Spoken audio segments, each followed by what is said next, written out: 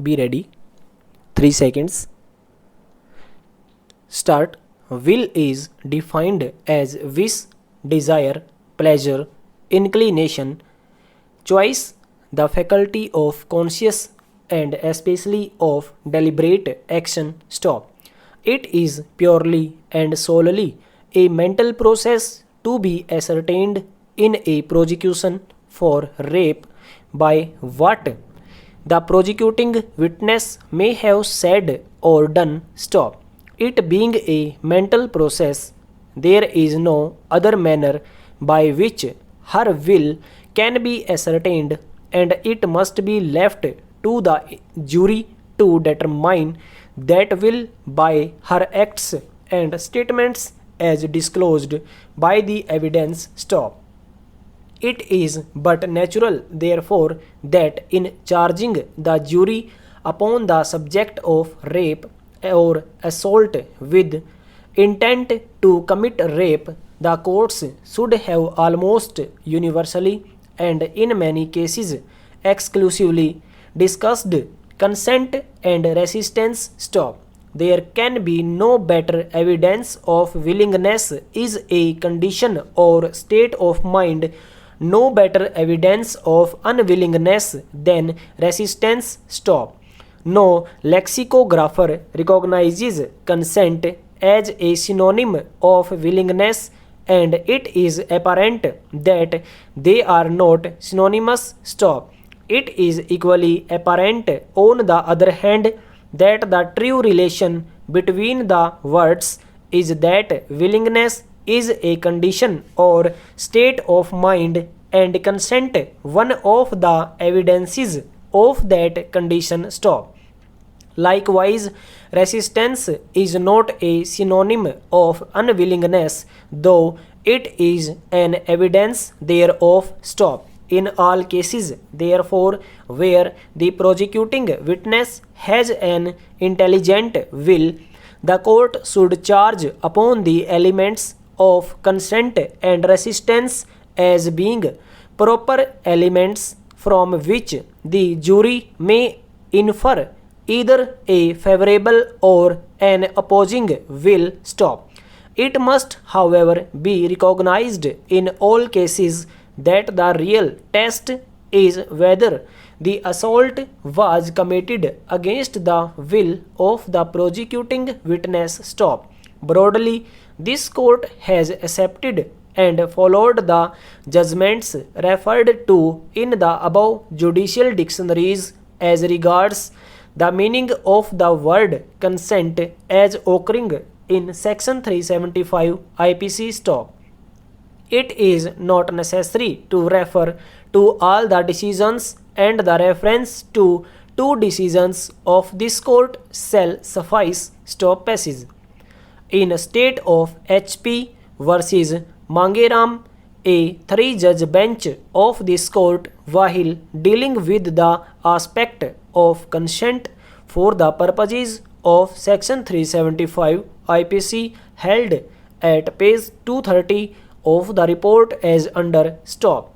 Submission of the body under the fear of terror cannot be construed as a consented sexual act. Stop. Consent for the purpose of section 375 requires voluntary participation not only after the exercise of intelligence based on the knowledge of the significance and moral quality of the act, but after having fully exercised the choice between resistance, assent. Stop.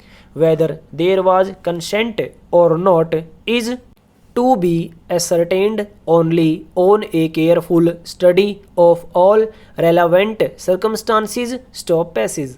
In the case of Uday versus State of Karnataka, this court put a word of caution that there is no straitjacket formula for determining whether consent given by the prosecutrix to sexual intercourse is voluntary or whether it is given under a misconception of fact. Stop. The court at page 57 of the report stated. Stop. In the ultimate analysis, the tests laid down by the courts provide at best guidance to the judicial mind while considering a question of consent, but the court must, in each case, consider the evidence before it and the surrounding circumstances before reaching a conclusion, because each case has its own peculiar facts which may have a bearing on the question whether the consent was voluntary or was given under a misconception of fact. Stop passage. The appellant filed a complaint under Section 138 of the Negotiable Instruments Act 1881. Stop. The accused, on being summoned by the magistrate, filed a petition before the High Court under Section 482 CRPC inter alia, praying for dispensing with her personal appearance before the magistrate. Stop. The single judge of the High Court, while allowing the petition and permitting the accused to appear before the trial court through her counsel, issued general directions to all the criminal courts as regards holding of trials, particularly in cases involving offences under Section 138 of the NI Act, as also in all other cases involving offences technical in nature and not involving moral turpitude. Stop.